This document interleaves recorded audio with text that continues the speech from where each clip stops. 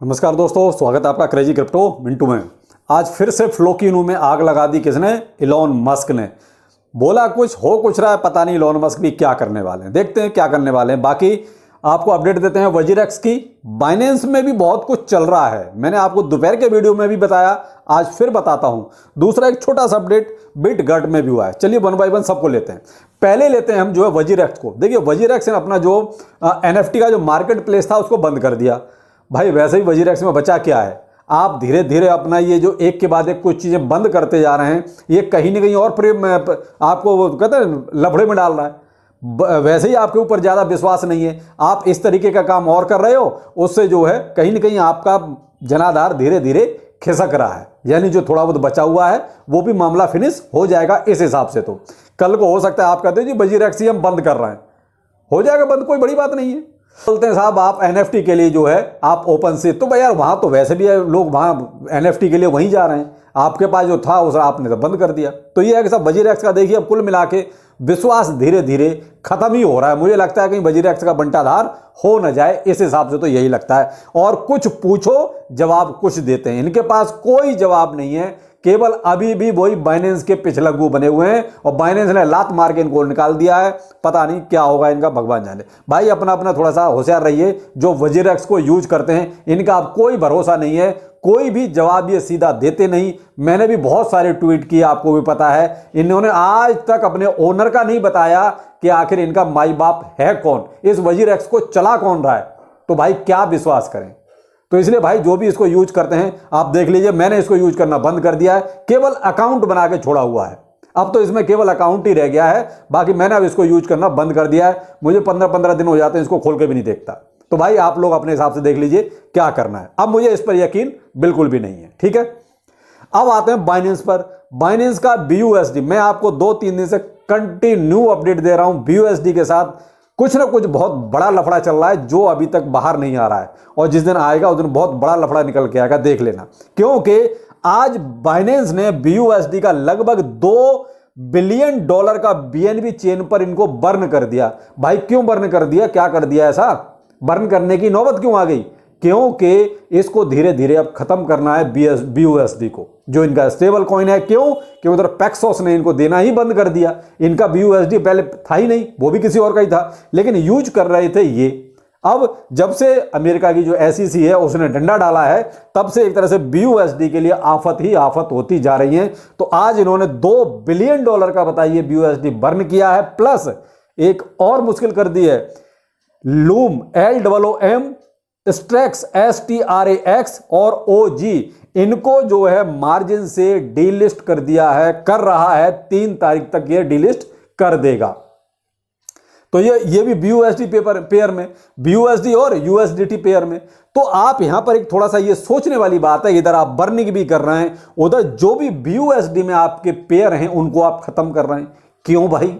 तो कहीं ना कहीं आप जोड़ के देखिएगा BUSD कहीं ना कहीं बहुत ज्यादा अब लफड़े में ही है, यही कह सकते हैं। इधर बाइनेंस भी इसको कहीं ना कहीं अभी चीज को छुपा के चल रहा है, क्योंकि उसको पता है अगर ये मैंने बोल दिया कुछ, यानी सीजे बाइनेंस ने, तो बाइनेंस के लिए थोड़ा सा एक साथ पैनिक क्रिएट हो जाएगा। इसलिए धीरे धीरे स्टेप बाय स्टेप ये काम किए जा रहे हैं। आप देखिए, मैं आपको कंटिन्यू जो ये डीलिस्ट कर रहे हैं उनकी लिस्ट में देता हूं, तो वहां BUSD का पेयर जरूर खत्म किया जा रहा है। तो आप अपने ही जो स्टेबल कॉइन है उसका पेयर क्यों खत्म कर रहे हैं?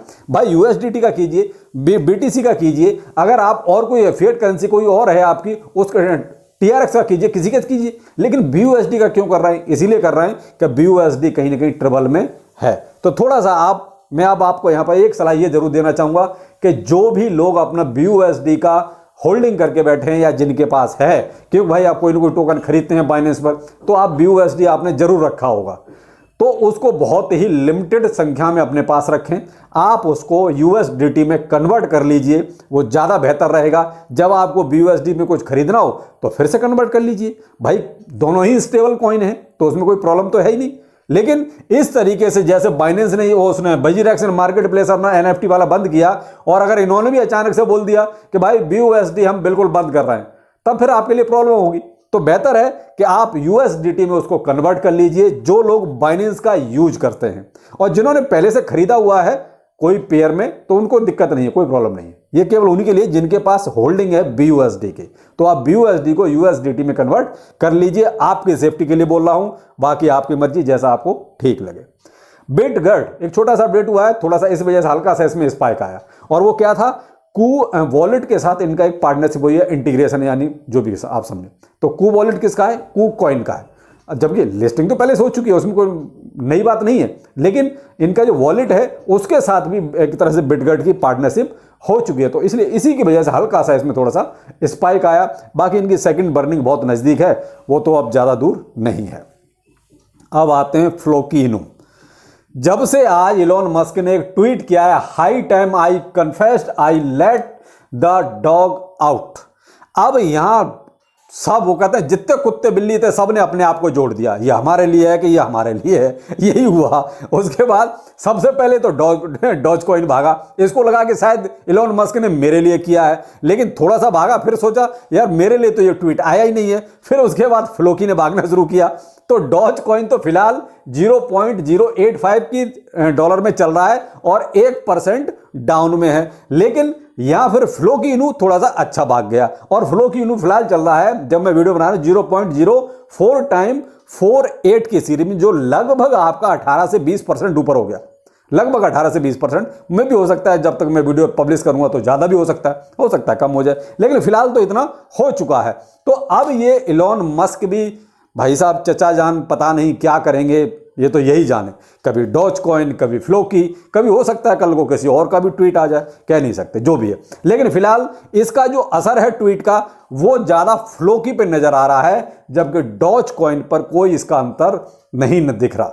डॉज कॉइन जितना, अगर डॉज के बारे में ये था तो डॉज अच्छा खासा स्पाइक करता, लेकिन डॉज में वो स्पाइक नहीं आया, जो जैसे डॉज आउट लिखा है, तो कहीं शायद, तो जो भी है इसका इंपैक्ट आपको फ्लोकी पर जरूर नजर आ रहा है, लेकिन ये केवल इसी का आप ध्यान रखिएगा, कभी ऐसा हो कि ज्यादा फोमो में आ जाओ। अब जो फ्लोकी में अपडेट हुए वो देखिए, उन्होंने एक मार्केटिंग के लिए डेक्स टूल के साथ एक पार्टनरशिप की है, तो इनके पास ये मान लीजिए लगभग 140 मिलियन यूजर्स का एक तरह से और एक बेस मिल जाएगा। तो फ्लोकी की एक ये पार्टनरशिप हुई। दूसरा विंग एक्स एक्सचेंज है, लिस्टिंग प्लस इसकी गिव वे, तो लगभग 200 मिलियन फ्लोकी का गिव वे भी दिया जाएगा एक्सचेंज कार्निवल के तहत, यानी कि यहां पर इसकी लिस्टिंग हो रही है, प्लस वहां पर आपको 200 मिलियन फ्लोकी का एक गिव वे भी है। तो आप देख सकते हैं, अगर आपको बिंग एक्स का आप यूज करते हैं तो मे भी वहां आपका शायद लकी हुए तो 200 मिलियन में कहीं आपकी हिस्सेदारी भी हो सकती है। तो ये कुछ फ्लोकी के अभी करंट में अपडेट चल रहे हैं। अपडेट क्या चल रहे हैं, इलॉन साहब हैं साहब, ये इलॉन का ट्वीट ना आता ना ये सब होता। इलॉन का ट्वीट आया, उसके बाद तुरंत ये सारी चीजें होने लगी। अब अगला ट्वीट क्या होगा ये वक्त बताएगा, लेकिन एक चीज यहां देखने वाली ये है, बाइनेंस की ट्रेंडिंग लिस्ट में आज भी फ्लोकी टॉप पर है।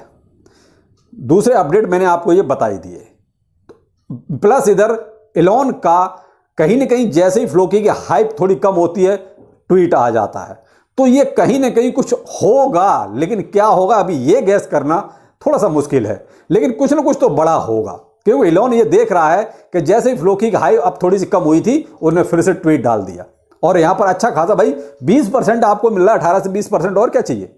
तो ये इस तरीके के, तो आगे शायद अगर मार्केट के हालात थोड़े ठीक हुए तो मैं भी आपको एक बहुत अच्छी कोई गुड न्यूज भी जल्दी मिल जाए फ्लोकी में। फिलहाल डॉज कॉइन में फिलहाल जो हमें स्पाइक देखने को मिलना चाहिए था वो नहीं मिला।